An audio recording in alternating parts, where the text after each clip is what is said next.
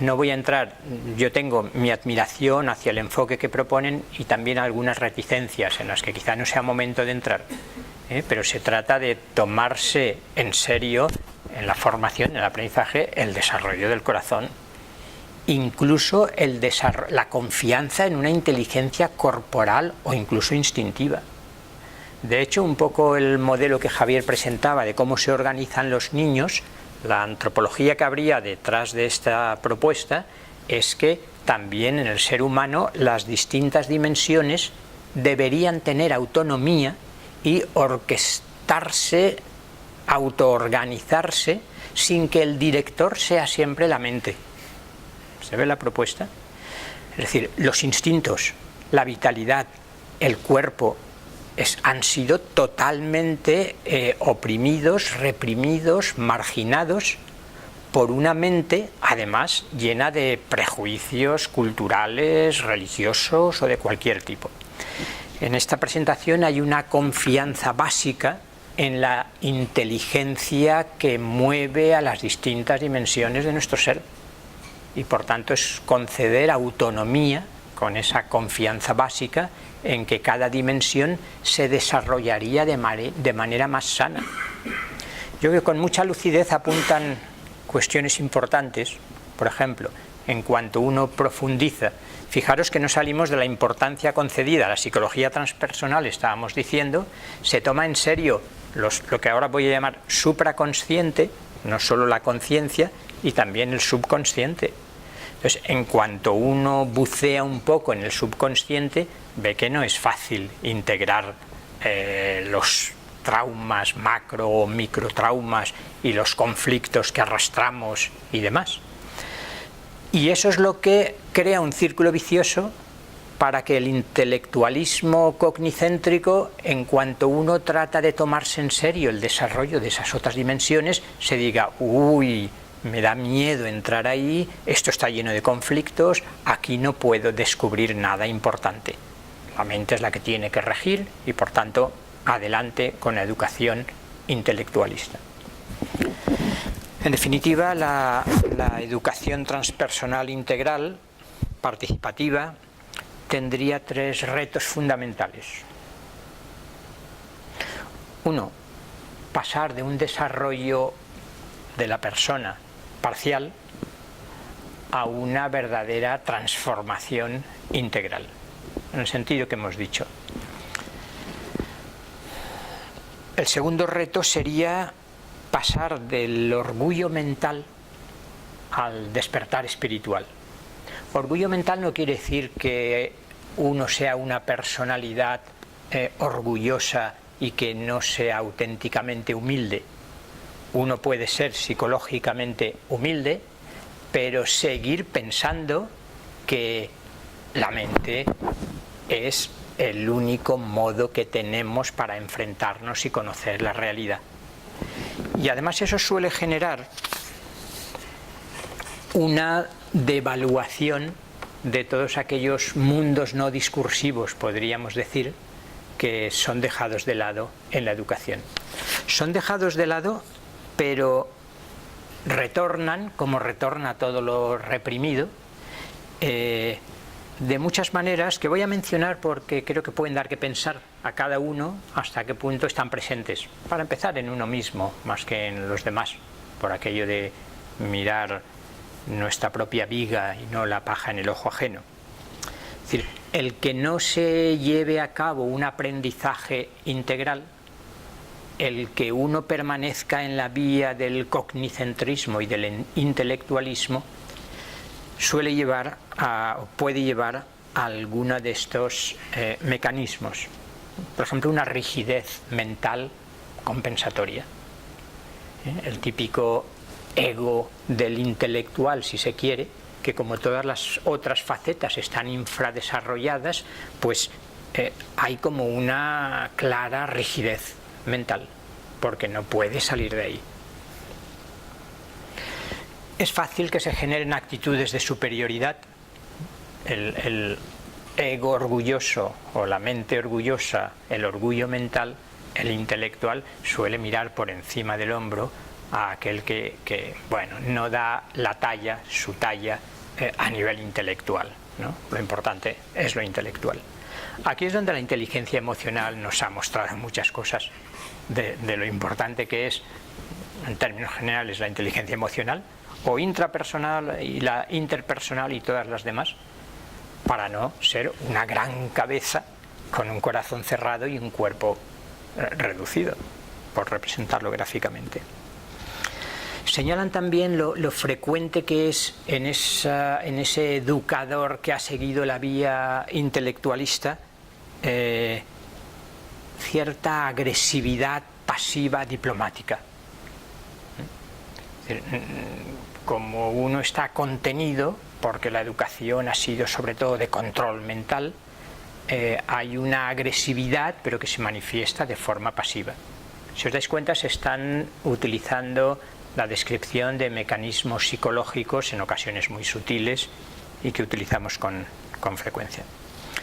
Dejadme que termine su presentación y quizás ya por el tiempo que estamos con todo, porque el enfoque participativo de la educación transpersonal integral podríamos decir que comparte lo que a mí me gusta llamar una espiritualidad transreligiosa, que creo que sería uno de los signos de esa nueva era y de esa nueva educación, que no descarta lo espiritual, léase transpersonal, pero le cuesta, o decididamente no quiere, identificarse de manera estricta, estrecha, con una religión determinada. Yo creo que es uno de los signos de nuestro tiempo. Hace no mucho, en la macroencuesta que se hizo, había un porcentaje de unos casi 70% que decían: yo me considero espiritual pero no religioso. Esta frase que ha circulado bastante por ahí, spiritual but not religious, decían en la encuesta de los Estados Unidos. En ese sentido, a mí me gusta hablar de espiritualidad transreligiosa, y creo que ahí se enmarcaría, creo no, lo vais a ver en el texto con el que termino la presentación de ese enfoque participativo, que dice: concluimos destacando la dimensión espiritual o transpersonal de la investigación participativa humana, pues el mundo se reconoce como una hierofanía, un proceso sagrado de desarrollo espiritual que tiene lugar en la historia y a través de ella, en la cual los seres humanos encarnados pueden participar creativamente con el misterio en una relación íntima. Este es el contexto espiritual más amplio en el que el cultivo de los enfoques participativos propios de la educación integral muestran su alcance más pleno. Y este es el contexto, creemos, que resulta fundamental para el futuro de la educación en el nuevo milenio. Hasta ahí el giro participativo dentro de lo transpersonal. Creo que me quedan 3 minutos, o 4, o 5. Me gustaría terminar volviendo a la importancia que la meditación puede tener como una entre muchas de las prácticas en la nueva educación. Y creo que podríamos hablar de una meditación integral. De hecho, dejadme que distinga. Poco a poco se ha ido formando esa distinción. A mí me gusta distinguir entre meditación esencial y meditación integral. La meditación esencial, que sería la esencia de la meditación, no es un hacer más, no es una práctica a través de la cual tenga que conseguir algo, sino que es situarnos en el centro de nuestro ser. ¿Recordáis cuando Juan decía Krishnamurti, crítico con casi todo, criticaba también la meditación como práctica, la meditación como técnica, la meditación formal? En ese sentido podríamos decir que la meditación esencial no es una práctica, es descubrir el estado de conciencia que podemos llamar estado de conciencia meditativo, o la actitud, si preferimos, la actitud meditativa, que dicho brevemente consistiría en descubrir ese centro de nuestro ser que es capaz de ser lúcida y silenciosamente consciente de cualquier movimiento físico, emocional o mental, sin identificarse con esos movimientos. Por eso a mí me gusta decir que la meditación esencial es descansar, es decir, descansar en el ser, en lugar de identificarnos con ese activismo mental y emocional y físico al que estamos acostumbrados, que meditar sea descansar. Ser con mayúsculas, aunque también suene mal, descansar en el centro de nuestro ser, descansar en la plenitud radiante que somos. Y ahí no hay nada que hacer, no tiene otro objetivo. La meditación no es para nada, para conseguir algo, la meditación es para ser. Pero eso no sería suficiente y propongo hablar de una meditación integral que trata justamente de tomar conciencia, afinar y afilar los distintos componentes de nuestra realidad. Y para eso podríamos distinguir, si tuviéramos más tiempo, lo ejemplificaríamos con la práctica, pudiendo hacer la meditación, pero como estamos en un contexto cognicéntrico intelectualista, las prácticas decíamos que no se ven, ya es un exotismo que no viene a cuento. Sin embargo, hablar de meditación sin la práctica pues tiene menos sentido. Muy brevemente, y para terminar y no pasarme del tiempo, un momento ascendente que consistiría en ir tomando conciencia plena, mindfulness, atención plena al cuerpo, descubrir nuestro cuerpo de una manera nueva, no pensando nuestro cuerpo con los esquemas corporales, mentales del cuerpo que tenemos, sino esa percepción directa que también Krishnamurti, esa observación que estaba proponiendo. Observar la respiración, como es clave en la mayoría de las meditaciones. Observar nuestro campo afectivo. No hay tiempo para indagar juntos hasta qué punto en cada una de esas dimensiones que estoy solo mencionando se abre un campo de investigación personal, intrapersonal extraordinario, de ampliar el campo de nuestra conciencia, en este caso emocional, que estábamos en este nivel, permitiendo la emergencia de contenidos hasta entonces subconscientes, pero también permitiendo el descenso, metafóricamente, de contenidos hasta ahora supraconscientes, con lo cual se abre ahí un trabajo extraordinario, que puede ser un trabajo incluso terapéutico. A nivel mental lo mismo, momento ascendente, vamos armonizando, relajando el cuerpo, siendo conscientes de la respiración, abriendo nuestro corazón e instalándonos en una paz profunda, observando nuestros pensamientos pero siendo capaz de situarnos en una lucidez silenciosa, donde uno descubre que la conciencia es algo distinto de la mente, que la mente es un movimiento de conceptos o de imágenes y la conciencia que observa o el sujeto autoconsciente está por detrás, como una identidad más profunda, capaz de saberse y sentirse distinta de todo aquello. Momento cumbre, momento ascendente que armoniza los distintos niveles de nuestro ser, momento cumbre, descansar. El momento esencial de la meditación. Lo otro era una preparación. Y momento descendente. Si el momento ascendente era de armonización, el momento descendente podemos decir que es de integración y de irradiación. Aquí depende de la concepción del ser humano y de la realidad que uno tenga, pero en una concepción integral tal como la concibo, nuestra realidad personal y la realidad en conjunto no se limita a nuestro cuerpo físico. Por tanto, nuestra conciencia puede abrirse a campos de conciencia y energía superiores, distintos, más amplios, distintos de aquellos que reconocemos habitualmente. Por tanto, momento descendente, vuelvo a intensificar la lucidez silenciosa de mi conciencia, que es una especie de despertar, es una especie de iluminación llevada a la mente. Momento descendente, segundo paso, abro el corazón y siento que soy un canal radiante de un amor compasivo. Sigo descendiendo y vuelvo a observar la respiración, pero con un ritmo nuevo y sintiendo el poder sanador de una respiración amplia, y vuelvo a tomar conciencia del cuerpo físico, viendo cómo mi cuerpo en armonía, quizás sana espontáneamente. Y uno podría terminar, fijaros que es tipos de ejercicios, un modelo de los 1000 que se podrían presentar, extraordinariamente aplicables en muchos niveles, aplicándolo a cada nivel. Yo he comenzado ante muchos años muchas clases en los niveles que era posible, no en todos lo era, he de decirlo, con una meditación. Y sabéis que el clima cambia por completo.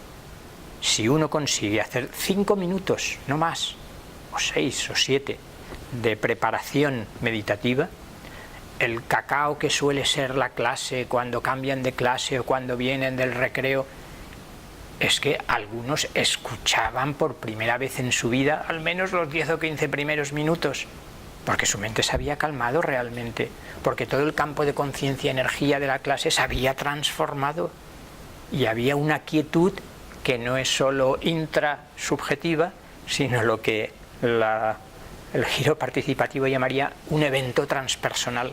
Lo que estoy experimentando en meditación no siempre es solo una experiencia intrasubjetiva, sino que hay un campo de conciencia-energía que compartimos y por tanto lo que está ocurriendo es un evento transpersonal. Lo dejo ahí, disculpad esta nube teórica quizá con pocas aplicaciones prácticas, pero es lo que me salía a compartir y si queréis comentamos algo, no sé si nos queda algún minuto para el diálogo, pues adelante. Os dejo con Antonio, a quien no conocéis. A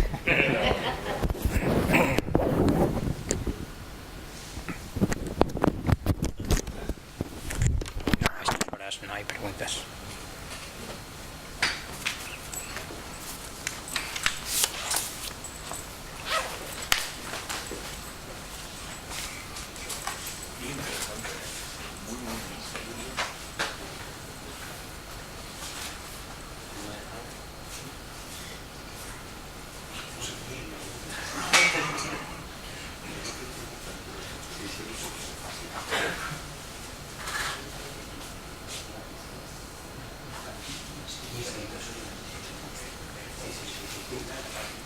A ver si salgo ahí encuadrado o no.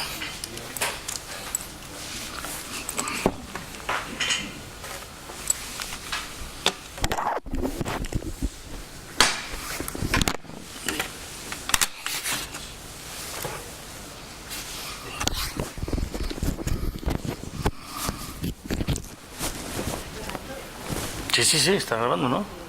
Está rojito. Y estoy encuadradito ahí, precioso y todo eso.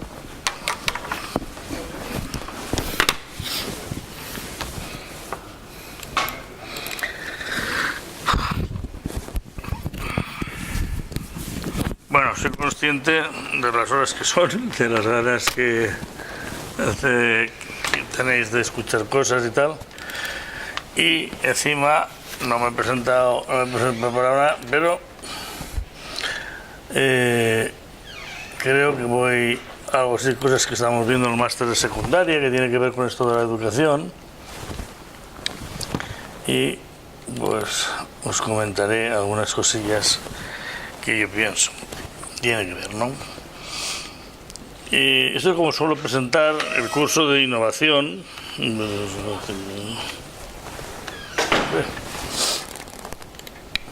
Suelo presentar primero un modelo ICAT, que es un modelo de creación propia, donde digo que hay 4 niveles a la hora de relacionarnos con los demás, los cuales pues se resumen en las 4 iniciales estas de aquí del modelo ICAT. Podemos transmitir información, en la medida que vamos transmitiendo información e intercambiarla, de pronto aparece una etapa en la cual hay cosas en común. Eso es la comunicación. Común viene de, como su nombre dice, compartir algo común. Me gusta mucho ¿cómo se llama este tío? El Fari, que dice que si los hombres blandengues, yo también. De pronto hay una comunión. Y también me gusta este de Sabina o vale. Y esa es la comunicación, pero si el interés sigue, este ejemplo que suelo poner aquí es cuando supongamos 2 personas que se atraen mucho y han quedado para una noche para 2 entre velitas y para la cena y todo esto, es probable que entre o aparezca una tercera etapa, que es la que llamo yo de la atención. La atención. La atención, curiosamente, es una fase en la cual las dos personas no saben qué decir. Se les ha acabado el palique. Y entonces están mirándose intensamente.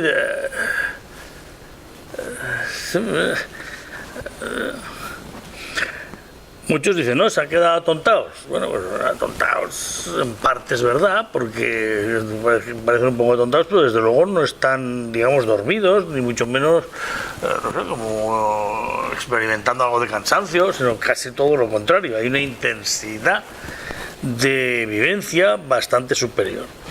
Antiguamente, mucha gente dice, ¿qué pasa un ángel? Vale, pero lo cierto es que el silencio parece ser algo más propio de ese tipo de niveles y las palabras salen muy intermitentemente y no parecen tampoco tener un sentido demasiado hilado o coordinado en cuanto a semántica, pero la cuestión es que eso pasa. Cuando pasa, suelo decir a los alumnos que no voy a explicarles cómo sigue. Pero probablemente cuando la situación termine, es probable que la totalidad de la gente que estaba en el bar ya no estén, seamos los últimos y que haya que en fin, pagar corriendo, etcétera, etcétera, porque el tiempo ha pasado volando. Ha habido una ignorancia total del tiempo, ¿no? Esto es la atención. Y desde mi punto de vista yo creo que la atención hoy en día, y hay una cosa muy muy interesante que ha comentado ahora Vicente, desde los estudios de Alice Bailey, etcétera, etcétera, y esta es la gran polémica que hay hoy en día entre Krishnamurti, o lo que estaba diciendo Krishnamurti, y todo lo que dicen el resto de entre comillas, expertos que puedan hablar de la atención, la meditación, etcétera, etcétera. Yo creo que la palabra clave para definir una cosa u otra es que si aceptamos realmente el hecho de que hay una nueva era debe aceptarse en lo que, bueno, pues ya estamos en el 2018, estaremos en el 2019 y es algo nuevo, claro, sí, no. Lo que puede implicar es que haya, por así decirlo, un grupo o un conjunto de energías radicalmente distinto respecto al que había antes. De modo que la atención conlleve en sí misma, aunque sea en un sentido cuantitativo, una intensidad superior a la que hasta ahora llevaba consigo la atención. Dicho de otra forma, se puede llegar a un estado meditativo, digamos, de conciencia sin estado, o un estado donde estoy yo contemplando, en un estado, yo diría, no dual, no es que uno utiliza las palabras así, pero no es que yo esté contemplando, sino que hay una especie de fusión entre lo que yo estoy percibiendo y el exterior, de tal cualidad que sea posible ahora y quizás no antes. Yo creo que esto es una de las razones que creo que hace que Krishnamurti se resuelva poner en un sitio y al resto de otros en otra. Creo que Krishnamurti está diciendo, estamos en tiempos modernos, hay coches, no tiene usted que subir a un coche de caballos, no tiene usted que andar, existe el avión, existe tal, y existe la atención, que hoy en día está, vamos a decirlo así, súper potenciada, vamos a decirlo así, ¿no? Por tanto, la atención, yo suelo describirla siempre cuando doy las clases como algo que conlleva una pasión sin tiempo, por un lado. Suelo decirles que la investigación está envuelta en este tipo de pasión y es casi opuesta a opinar, que sí que es expresar lo que cada uno piensa, etcétera, etcétera. Esta pasión sin tiempo se da cuando alguien está plenamente atento y que hay cuatro cosas que lo impiden. Una es el autismo comunicativo, que es cuando uno está cerrando en sí mismo, escuchando, digo, a ver cómo voy a responder, o quizá no tenga razón, o sobre todo una cosa muy típica, la gente quiere intervenir, y al querer intervenir se desconecta porque quiere preparar su intervención, ¿no? Y entonces, a medida que estás ahí, autista y cerrando, ¡pap!, adiós, atención. Otra es la ruptura de unidad. La ruptura de unidad lo suelo asociar en general a los pelmas que hablan con escuchitas. En clase suelo decirles a los alumnos que si te sienta al lado, el pelma de turno, y con voz muy bajita te dice, ¿de qué están hablando? Y tú, ¿de qué? Entonces, te está obligando a romper la atmósfera. Un poco de atención que por experiencia suele tardar entre 5 y 10 minutos en crearse, ¿no? Pues puede romperla enseguida haciéndose un grupito de, digamos, de atención excluyente. Otro extremismo neurótico. La mayoría de personas a la hora de hablar, pues solemos tener en cuenta esto también, lo utilizo mucho en clases de recursos humanos, donde hay opiniones y todo esto. Extremismo neurótico que dice, no me vengas con que tú defiendes una postura absolutamente extrema en contra de la otra y la defiendes así como si fueras alguien que está mal de la cabeza, etcétera, etcétera. El extremismo neurótico, y a los extremos, pues, no indica ni mucha evolución, ni tampoco muchas ganas de estar profundizando en algún tema, etcétera, etcétera. Y el error fundamental es una cosa que solemos decir los psicólogos sociales, como crítica a los psicólogos más bien individualistas, clínicos, que es que probablemente la mayoría de problemas que existen entre nosotros no están dentro de uno mismo, sino que se crean en la interacción. Y es la misma interacción donde está residiendo el error, y no en cómo eres tú o cómo eres tú. Traducido, si una pareja va a un psicólogo sistémico y dices que yo tengo problemas de relación con ella y ella...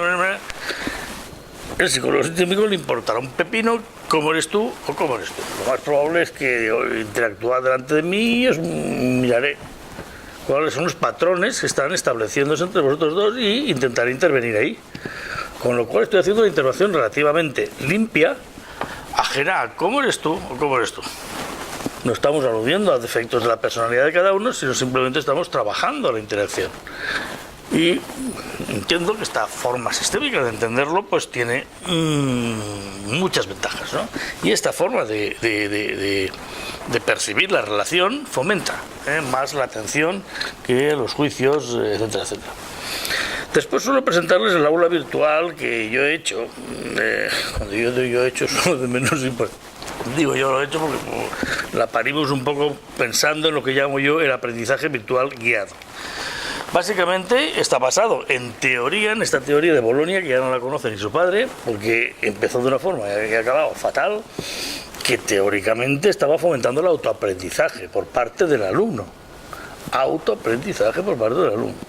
Vale. Esto es un poco, ya sabéis, la comidilla, es lo que hacen todos los alumnos de hoy en día. Estamos los trabajitos hasta aquí, porque lo que quisiera autoaprendizaje, que nos hacer trabajos, ¿no? Pero el profesor se ha convertido ya más en un catalizador. Catalizador, sabéis que en química hablamos de catalizadores, una sustancia que en muy pequeña cantidad, puesta en una reacción química, la acelera tremendamente. La ausencia del catalizador no anula la reacción, pero la enlentece mucho más. El profesor actúa como un catalizador, pero no es un transmisor de conocimientos. Ya no es su papel. Es eso de los ECTS, ¿sabéis qué dicen? Lo que quiere decir los ECTS? ¿Cómo era? ECTS.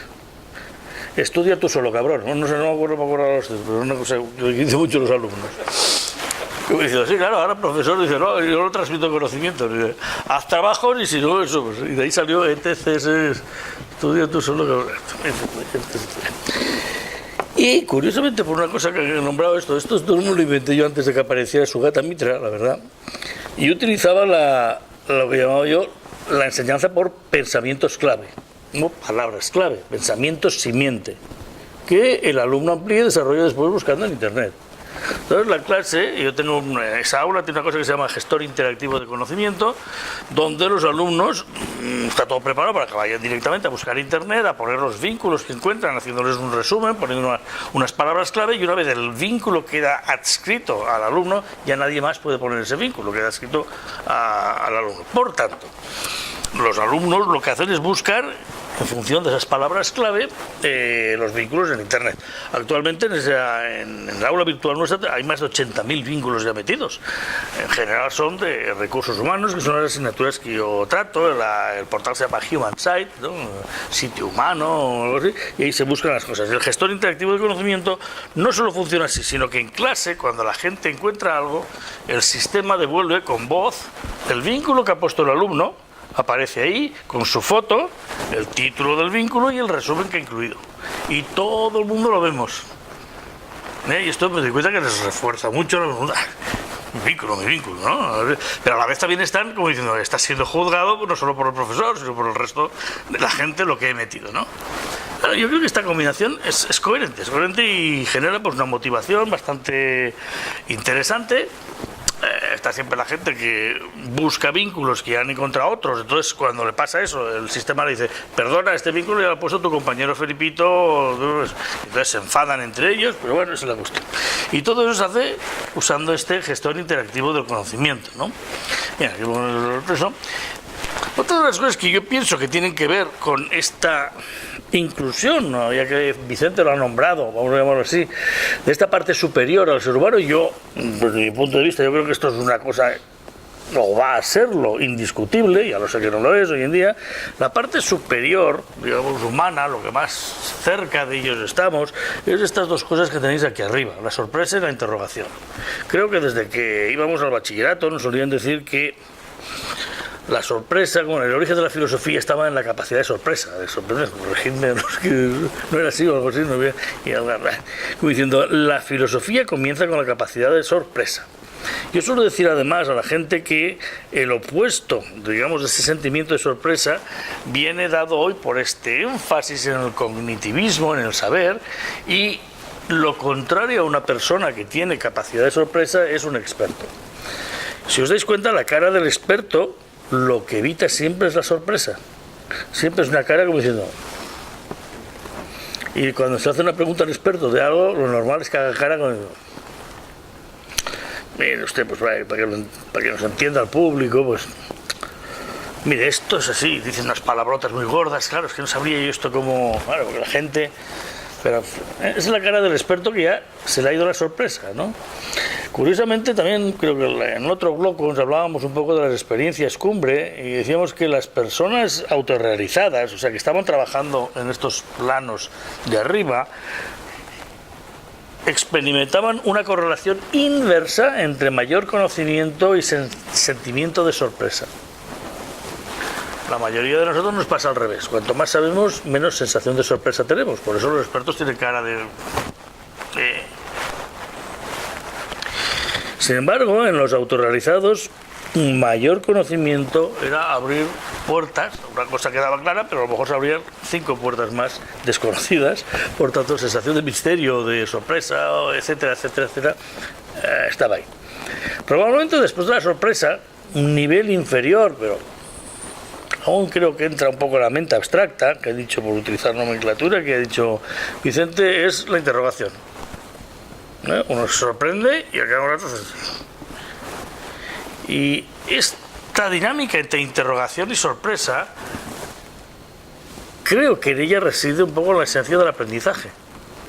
Y es como realmente deberíamos mover un poco las clases. La sorpresa no puede ser forzada.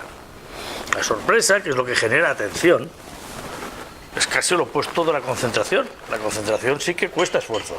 La concentración es más bien, o afecta a la personalidad, a la mente concreta, a las emociones y a todo eso. Es el típico ejemplo del estudiante que tiene el tocho para estudiar, se queda mirándolo y empieza a tener un flujo de emociones no muy agradables.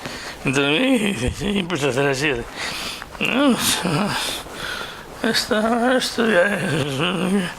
Entonces de pronto se da cuenta que tiene 5 colorines para subrayar, el rosa, pero de pronto se da cuenta que el azul claro no lo tiene y que necesita ir corriéndose a la panadería, iba a decir, a la papelería a comprarse el azulito claro que le hace falta. Pero otra voz interna le está diciendo, no hagas el capullo, te van a suspender, deja de hacer el imbécil y ponte a estudiar, ¿no? Eso también es otra reflexión sobre esto de los egos, porque yo creo que en esa situación uno entiende que uno es 2 por lo menos. Eso, no, el ego tú tienes unos cuantos. Y en este caso pues hay 2, uno que intenta ser el bueno, que te está diciendo estudia, del favor, te van a suspender, ponte a currar ya de una vez, y otro ego que está diciendo pues justo lo contrario, ¿no? Me quiero largar, me quiero...